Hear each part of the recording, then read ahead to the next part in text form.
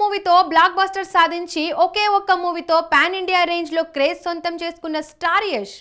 KGF తర్వాత యష్ తో సినిమాలు చేసేందుకు బాలీవుడ్ ఫిల్మ్ మేకర్స్ ఇంట్రెస్ట్ చూపించారు.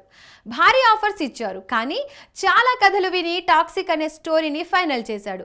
అది కూడా లేడీ ఓరియంటెడ్ గీతూ మోహన్ దాస్ తో మూవీ అనౌన్స్ చేసి షాక్ ఇచ్చాడు యష్.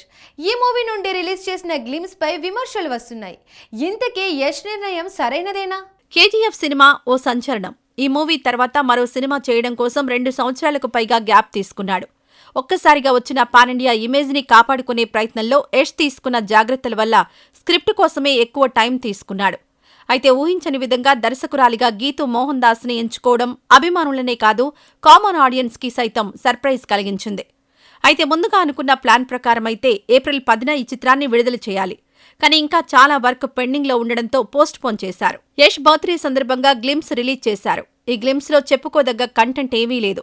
స్టైలిష్ గా కారు దిగి పబ్లోకి వెళ్లిన యష్ అక్కడ విదేశీ వనితను తీసుకుని ఆమె మీద మద్యం పోస్తూ చిన్న రొమాన్స్ చేయడం తప్ప అందులో ఏమీ లేదు.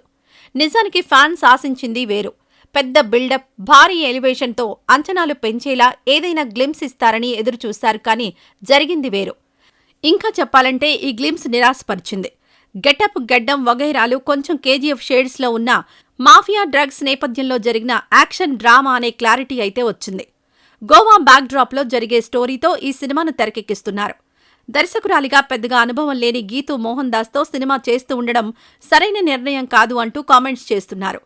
మరి టాక్సిక్ బాక్సాఫీస్ దగ్గర ఎంతవరకు మెప్పిస్తుందో, ఎలాంటి ఫలితం వస్తుందో చూడాలి.